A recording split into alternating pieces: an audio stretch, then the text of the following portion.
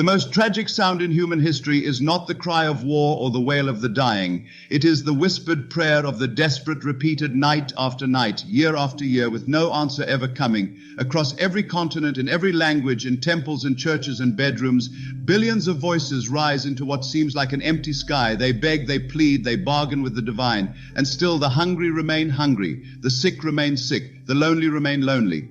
This is not because prayer fails. This is because we have been praying incorrectly for thousands of years. What you are about to discover will shatter everything you thought you knew about prayer, about God, and about your own power. The truth is so simple, so revolutionary, that it has been hidden in plain sight within every sacred text ever written. The mystics knew it, the ancient initiates lived by it, but somewhere along the way humanity forgot the most fundamental principle of creation itself.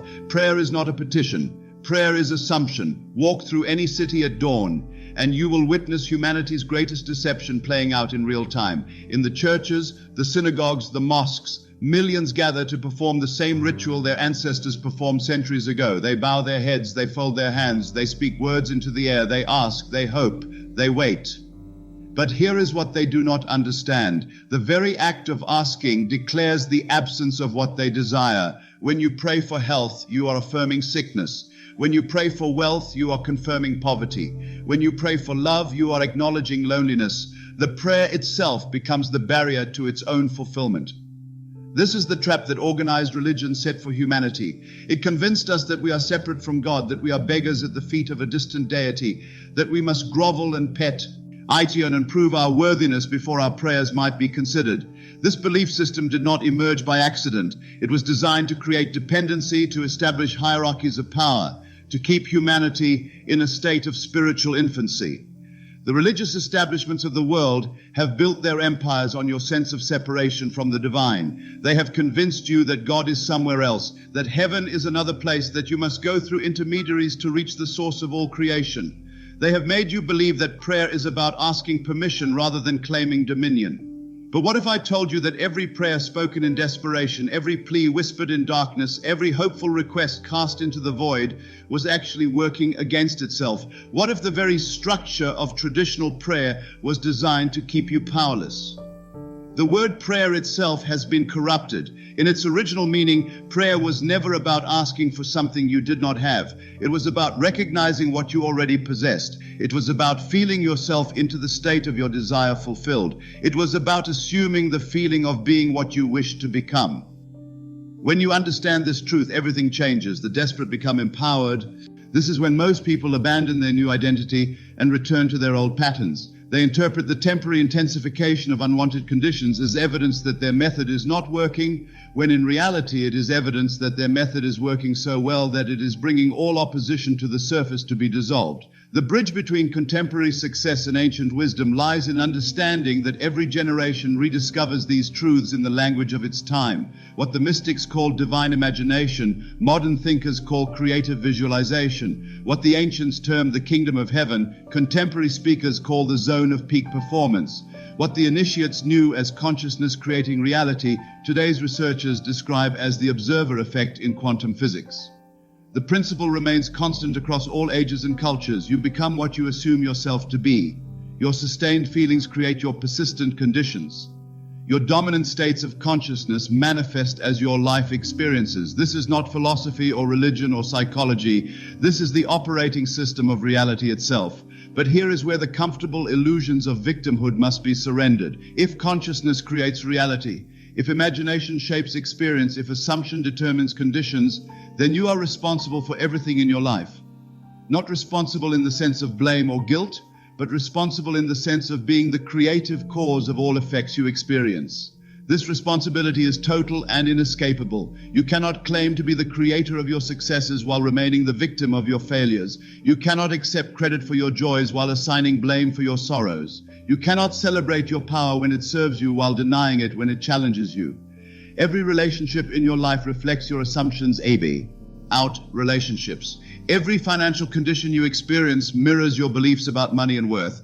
Every health challenge you face corresponds to some pattern of thought and feeling you have maintained. Every limitation you encounter represents a boundary you have accepted in your consciousness. This truth is simultaneously liberating and terrifying. Liberating because it means you have the power to change any condition by changing your consciousness.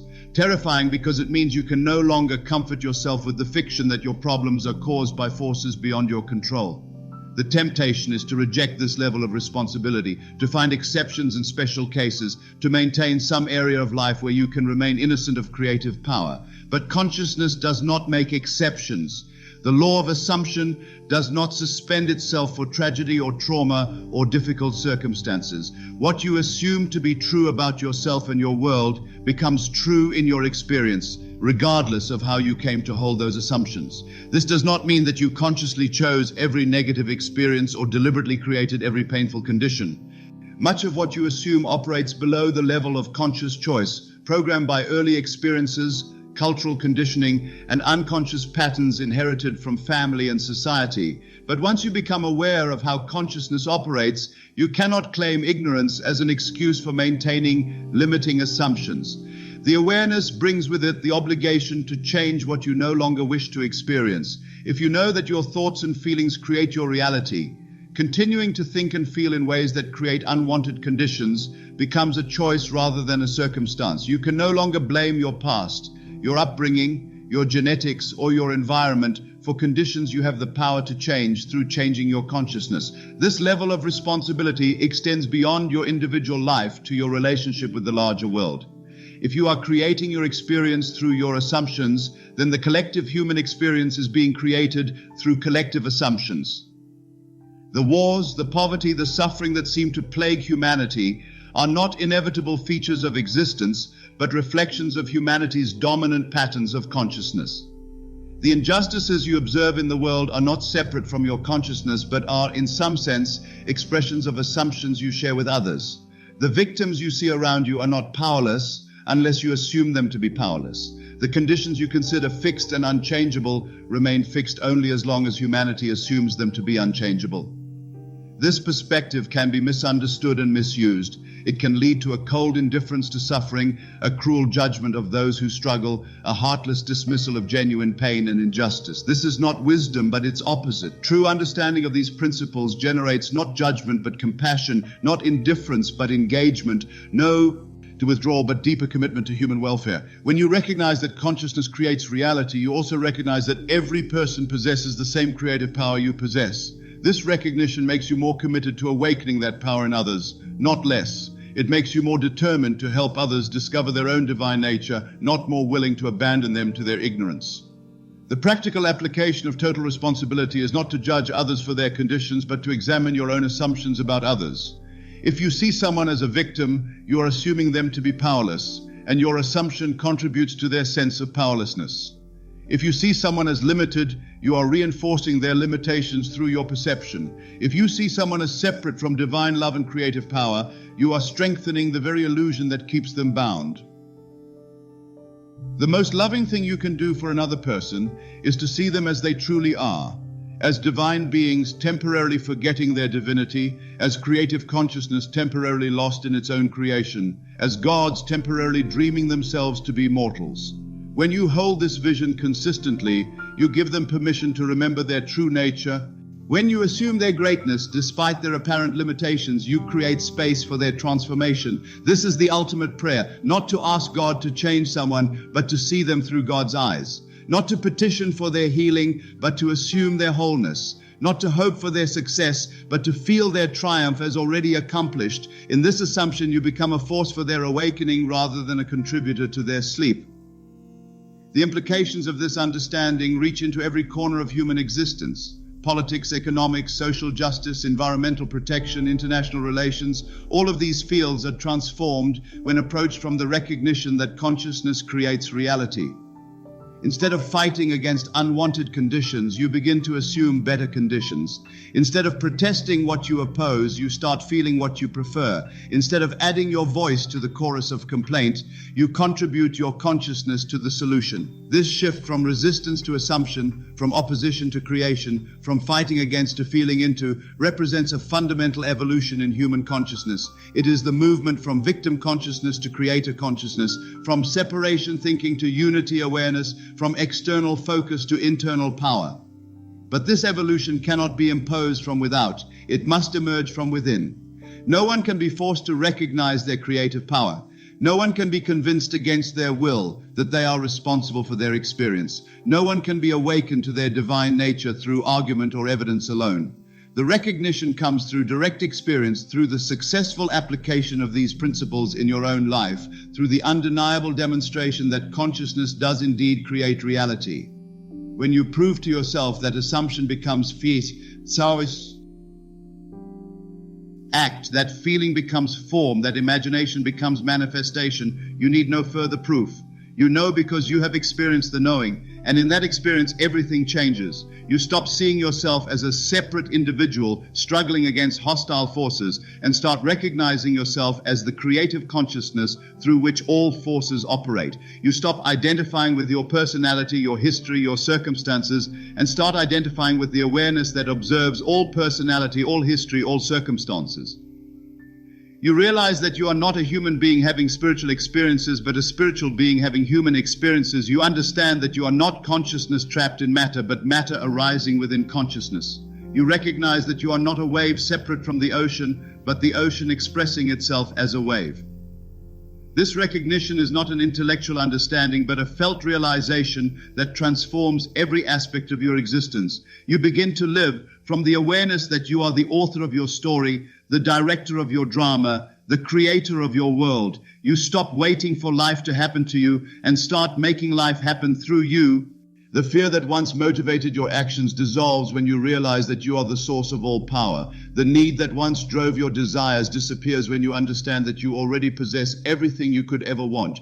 The separation that once caused your suffering ends when you awaken to the truth that there is only one consciousness appearing as many, one life expressing itself as all lives, one love manifesting as every form of love. This awakening is not reserved for a chosen few or available only to special individuals. It is the birthright of every human being, the destiny of every conscious creature, the inevitable realization that awaits all who sincerely seek truth. The only difference between those who live from this awareness and those who do not is the willingness to surrender the comfortable illusions of limitation and embrace the uncomfortable truth of unlimited creative power. You are not a beggar in the kingdom of God. You are the kingdom of God expressing itself as an individual consciousness. You are not separate from divine love. You are divine love individualized as a unique expression of infinite creativity. You are not seeking to become something you are not. You are seeking to remember what you have always been. The prayer that transforms your life is not a petition to an external deity, but a recognition of your own divine nature. It is not a request for what you lack, but an assumption of what you already possess. It is not a hope for future improvement, but a celebration of present perfection, temporarily forgotten and now being remembered. When you pray correctly, you do not ask to be given power. You acknowledge the power you already have. You do not beg to be loved. You recognize that you are love itself. You do not hope to be worthy. You assume the worthiness that is your eternal nature. This is the prayer that is always answered. Indeed, because it is not really a prayer at all. It is a statement of truth, a declaration of reality, an assumption of what is already so. It is the recognition that the kingdom of heaven is not a place you go to, but a state you remember, not a reward you earn, but a gift you accept. Not a future possibility, but a present reality. The moment you truly understand this, your entire relationship with existence changes. You stop struggling and start flowing. You stop forcing and start allowing. You stop seeking and start finding. You stop becoming and start being. You realize that the answer to every prayer you have ever prayed is the same. You are the answer. The love you seek is the love you are. The peace you desire is the peace you possess. The joy you long for is the joy you embody. The power you hope to acquire is the power through which you exist. This realization does not make you arrogant or separate you from others. It humbles you with the recognition that everyone possesses this same divine nature. It connects you more deeply with all life by revealing the one consciousness that animates all forms. It fills you with compassion for those who have forgotten their true identity and with determination to help them remember. You become a living prayer, a walking assumption, a breathing demonstration of the truth that consciousness creates reality.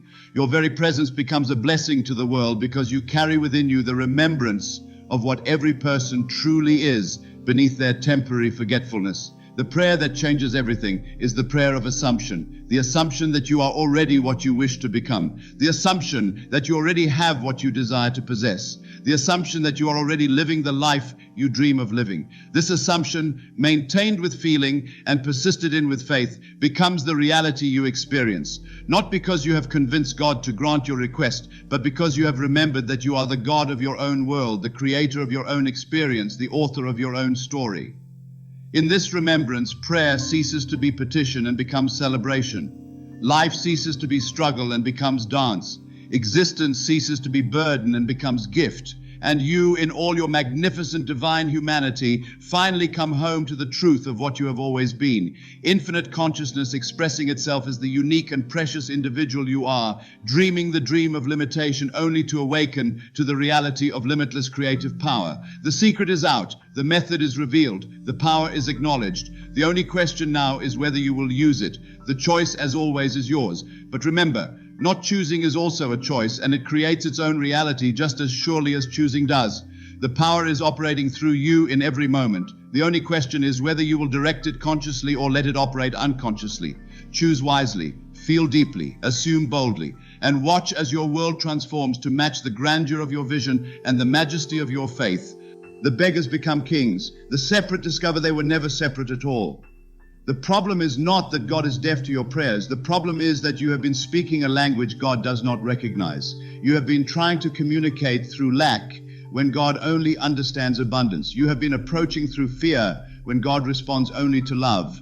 You have been asking from emptiness when God can only give to fullness. True prayer begins when you stop asking and start assuming.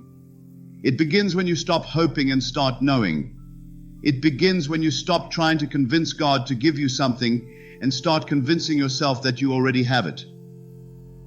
This shift from petition to assumption is not just a change in technique. It is a complete revolution in consciousness. It is the difference between being a victim of circumstances and being the creator of your reality.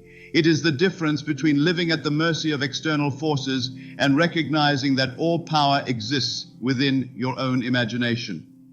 The mystics of every age have understood this secret. They have known that consciousness is the only reality, that imagination creates all things, that what you assume to be true becomes true in your experience.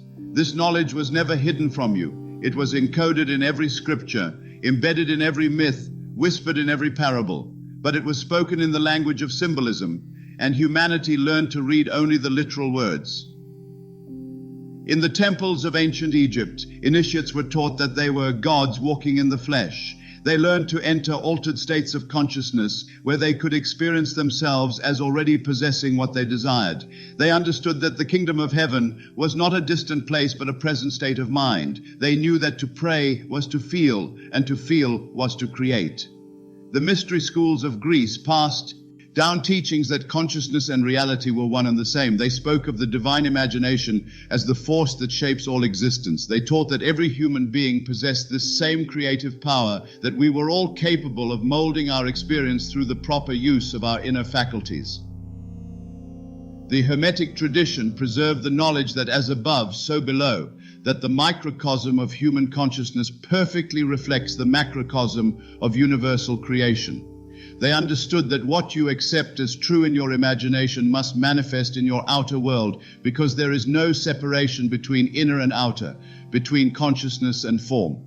Even the Christian scriptures, when read with the eyes of understanding rather than the blindness of literal interpretation, reveal this same truth on every page. When Jesus said, "Whatever you ask for in prayer, believe that you have received it and it will be yours," he was not teaching petition. He was teaching assumption. He was revealing the law of consciousness that governs all manifestation.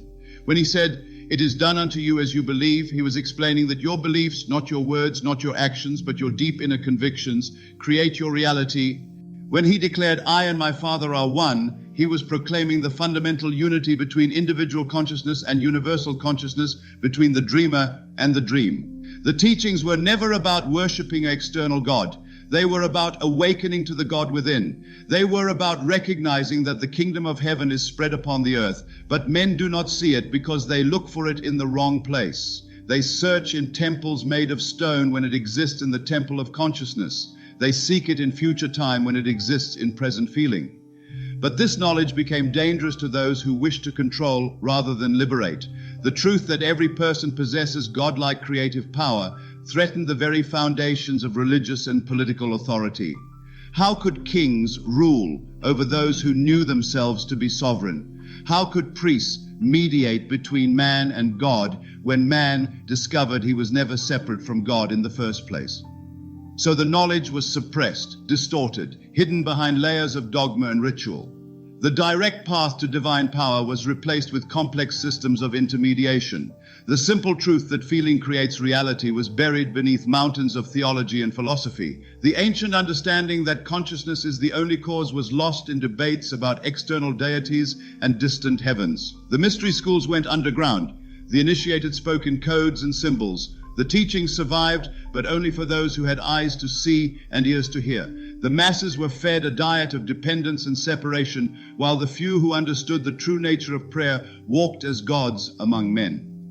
This is why the ancients built their temples as representations of human consciousness rather than as houses for external gods.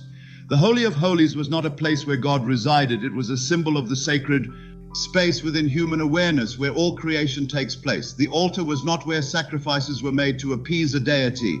It was where the old self was surrendered so that the new self could be born. They understood that the only sacrifice required was the sacrifice of false beliefs. The only offering needed was the offering of limitation. The only worship necessary was the worship of truth, the truth that you are the operant power in your world, that your consciousness is the cause of every effect you experience, that your imagination is the divine faculty through which all things are made.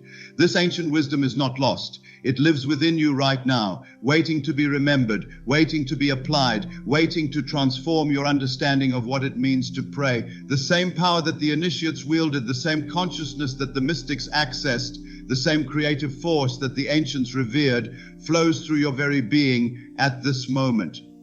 The question is not whether you have this power. The question is whether you will recognize it, claim it, and use it correctly. The answer lies not in asking for what you want, but in assuming you already have it. Not in hoping for change, but in feeling the change as already accomplished. Not in praying to God, but in praying as God, as the creative consciousness that you have always been. The laboratory where this ancient wisdom meets modern understanding is not built of glass and steel. It exists in the realm where consciousness intersects with quantum reality, where the observer shapes the observed, where the very act of awareness collapses infinite possibilities into singular experience. Scientists studying the deepest levels of reality have stumbled upon what the mystics have always known. Consciousness is not produced by matter, but rather matter emerges from consciousness. The quantum field that underlies all existence responds not to our wishes or our words, but to our beliefs, our assumptions, our sustained emotional states. When a quantum particle exists in superposition, it maintains all possible states simultaneously until the moment of observation collapses it into one specific reality. The observer effect reveals that consciousness plays a fundamental role in determining which possibility becomes actual. But here is what the scientists have not yet fully grasped. You are not merely observing reality, you are imagining it into existence through the quality of your consciousness. Every thought you think, every feeling you sustain, every belief you hold sends ripples through the quantum field. Your brain, far from being a passive receiver of information, is an active constructor of experience. The neural pathways you strengthen through repeated imagination become the highways along which your reality travels. What you feel repeatedly, you become. What you imagine consistently, you experience. The research into neuroplasticity has revealed that your brain physically reshapes itself based on your mental activities. When you visualize an action, the same neural networks fire as when you actually perform that action. Your nervous system cannot distinguish between a vividly imagined experience and a physical one. This is not metaphor or wishful thinking. This is measurable, documented science. Athletes who mentally rehearse their performances show the same improvement in skill as those who practice physically. Musicians who imagine playing their instruments develop the same neural pathways as those who practice with their hands. The brain treats imagination as reality because at the deepest level, imagination is reality. But the implications go far beyond physical performance. Every time you feel yourself into a desired state, you are literally rewiring your brain to support that reality. Every time you assume the feeling of your wish fulfilled, you are creating new neural pathways that make that feeling your natural state. Every time you persist in a specific emotional pattern, you are programming your consciousness to attract experiences that match that pattern. This is why feeling is the secret. Not thinking, not visualizing, not affirming, but feeling. The emotions you generate in your imagination create the same biochemical responses in your body as emotions generated by external events. Your cells, your organs, your entire physical system responds to your imagined experiences as if they were happening in the so-called real world. When you feel wealthy, your body produces the same hormones, the same neurotransmitters, the same cellular responses as when you actually possess wealth. When you feel loved, your nervous system generates the same chemical cascade as when you are in the presence of someone who loves you. When you feel healthy, your immune system strengthens, your healing accelerates, your vitality increases. The feeling state becomes a magnetic force that draws to you people, circumstances, and opportunities that resonate with that same frequency. Not through some mystical process that cannot be explained, but through the natural law that like attracts like.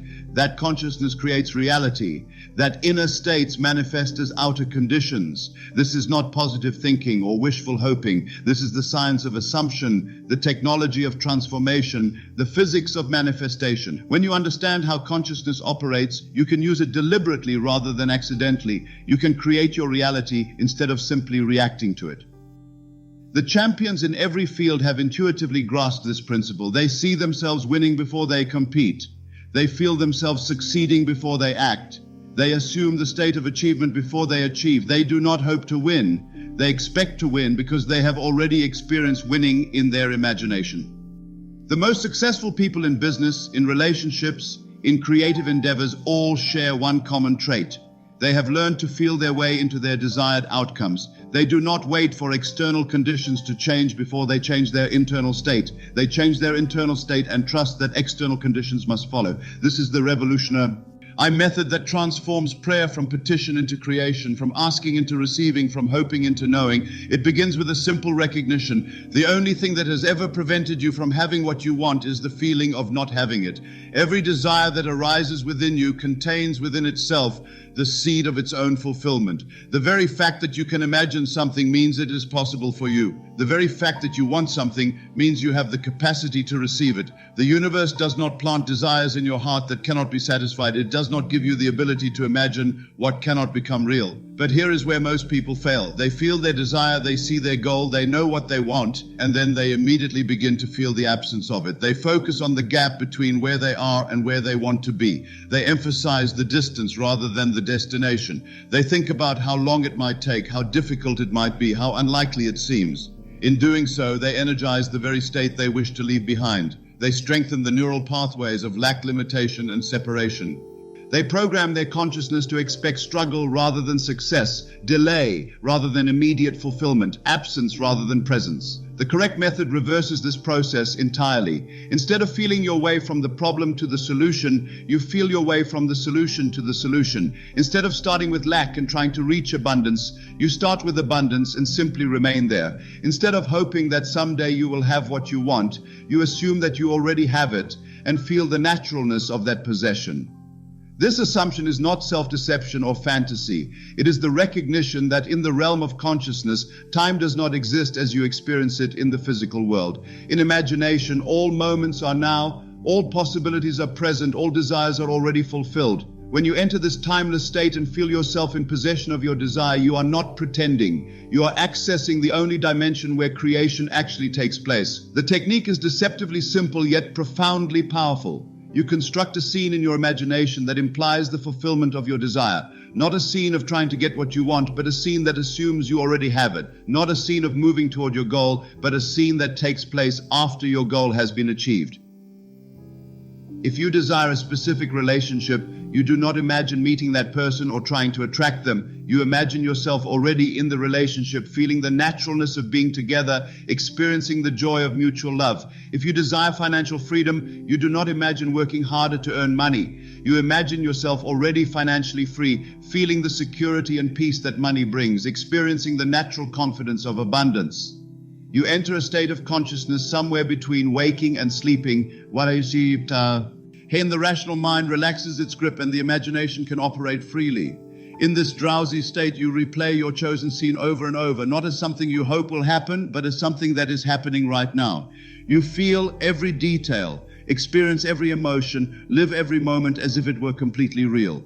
The key is persistence, not the persistence of repetition, but the persistence of assumption. You do not repeat the scene because you doubt it will work. You repeat it because each repetition deepens your conviction, strengthens your feeling, and makes the assumed state more natural to your consciousness. Most people give up too soon because they do not understand the gestation period of manifestation. Just as a seed planted in soil must remain underground before it breaks through the surface, an idea planted in consciousness must mature in the invisible realm before it appears in the visible world. The time between assumption and manifestation is not empty waiting time. It is creative time, when the forces of the universe are rearranging themselves to match your inner conviction. During this interval, you must maintain your assumption regardless of what your senses report. If you have assumed yourself to be wealthy, you must continue to feel wealthy even when your bank account shows otherwise. If you have assumed yourself to be healthy, you must continue to feel healthy even when symptoms suggest otherwise. If you have assumed yourself to be loved, you must continue to feel loved even when external evidence seems to contradict your assumption. This is not denial of reality. This is the recognition that there are two levels of reality: the reality of the senses and the reality of consciousness. The reality of consciousness is always more fundamental than the reality of the senses because consciousness creates what the senses perceive. When you remain faithful to your assumption, despite contrary evidence, you are not ignoring facts. You are choosing which facts to empower with your attention and belief. The feeling you sustain in the face of contradiction is what transforms possibility into inevitability. Every time you choose your assumption over your senses, every time you choose your vision over your circumstances, every time you choose your faith over your fear, you are literally pulling your desire from the invisible realm into the visible world. This method works because it aligns your consciousness with the fundamental law of creation. What you assume to be true becomes true in your experience. Not someday, not eventually, but immediately in consciousness and progressively in manifestation. The change begins the moment you change your assumption. The outer world merely reflects back to you what you have already established within. But the method must be applied with understanding, not just with hope. You cannot assume one thing in your imagination and believe another thing in your daily life. You cannot feel wealthy during your meditation and feel poor during your day. You cannot assume health in your mind and expect sickness in you. Your body. Your assumption must become your natural state, your default feeling, your automatic response to life. This is why the method fails for so many who try it. They treat it as a technique to be used occasionally rather than a state to be maintained continuously. They imagine their desire fulfilled for a few minutes each day and then spend the remaining hours thinking and feeling in opposition to what they have imagined. They plant seeds of success in their morning meditation and then water them with doubt throughout the afternoon. The successful application of this method requires a complete transformation of consciousness, not just a change in mental technique. It requires you to identify so completely with your desired state that it becomes impossible to feel any other way. It requires you to assume your wish fulfilled so naturally that the assumption becomes effortless, automatic, inevitable. When you reach this level of identification with your desire, manifestation becomes not a process you perform, but a state you maintain. You do not create your reality through effort, but through being. You do not attract what you want through striving, but through assuming. You do not receive because you deserve, but because you believe you already have. The evidence of this truth surrounds you in every moment. Every successful person, every achieved goal, every manifested dream began as an assumption in someone's consciousness. The building you occupy, the technology you use, the relationships you enjoy, all existed first in imagination before they appeared in form. Nothing has ever been created that was not first assumed to be possible by someone who felt it into existence. The athletes who break records first see themselves breaking those records in their minds. The inventors who create new technologies first imagine those technologies as already existing. The artists who produce masterpieces first feel themselves as master artists. The lovers who find their soulmates first assume themselves to be worthy of love. In every case, the external achievement is simply the inevitable result of an internal assumption maintained with feeling and faith. The outer world conforms to the inner world because the outer world is the inner world made visible. Consciousness is not in the world is in consciousness. This understanding transforms not just how you pray, but how you live. You begin to see every moment as an opportunity to assume a more desirable state. You recognize every feeling as a creative force shaping your future. You understand every thought as a seed being planted in the soil of infinite possibility. You stop waiting for circumstances to change and start changing your relationship to circumstances. You stop hoping for better conditions and start creating better conditions through the quality of your consciousness. You stop asking life to give you what you want and start giving life the feelings that create what you want. The power has always been within you. The method has always been available to you. The only question is whether you will continue to use your imagination against yourself or whether you will finally learn to use it for yourself. The choice, as always, is yours. The proof of these principles is not hidden in ancient texts or locked away in mystery schools. It walks among you every day in the form of those who have learned to feel their way into their desired realities. In boardrooms and studios, in hospitals and homes, in every field of human endeavor, you will find individuals who have discovered the secret of assumption and applied it with remarkable results. The entrepreneur who built an empire from nothing did not begin with capital or connections. She began with the feeling of already being successful, the assumption of already having achieved her vision. Long before her company existed in the world, it existed in her consciousness as a completed reality. She walked and talked and made decisions from the state of being the successful business owner she intended to become. The artist who rose from obscurity to acclaim did not wait for recognition to feel like a master of his craft. He assumed the identity of greatness before the world acknowledged it. In his imagination, he was already celebrated, already accomplished, already living as the artist he wished to be. His outer success merely caught up with his inner conviction. The couple who found deep love after years of loneliness did not attract each other through desperation or need. Each first became the kind of person they wished to attract by feeling worthy of love, by assuming themselves to be lovable, by living from the state of being cherished and adored. They drew together because they resonated at the same frequency of fulfilled love. The individual who recovered from a so-called incurable condition did not fight the illness or battle the symptoms. Instead, she assumed the feeling of perfect health, imagined herself as already healed, and persisted in that assumption despite all contrary evidence. Her body responded to her consciousness by reorganizing itself to match her inner conviction of wholeness. These are not exceptional cases or miraculous exceptions. They are examples of the natural law of consciousness in operation. They represent what becomes possible when you understand that feeling is the secret, that assumption creates reality, that your imagination is the divine power within you. But observe how many others attempt to use these same principles and fail. They visualize success while feeling like failures. They affirm abundance while believing in scarcity. They imagine health while identifying with sickness. They go through the motions of the method without ever entering the state that makes the method effective. The difference between success and failure in this endeavor is not in the technique, but in the depth of conviction. Those who succeed do not merely practice assumption, they become their assumption. They do not just imagine their desired state, they live from it as their natural identity. They do not hope their method will work.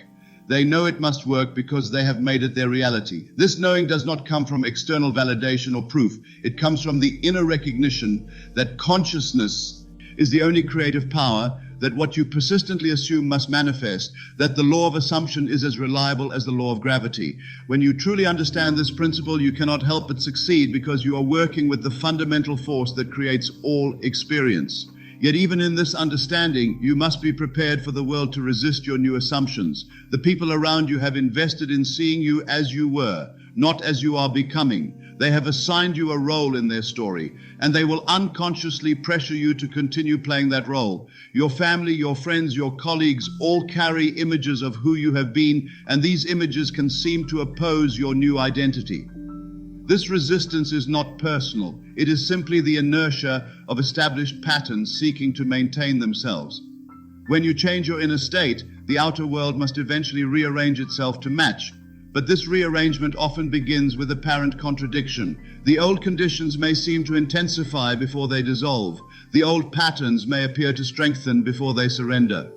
In these moments of apparent contradiction, your faith in your assumption is tested.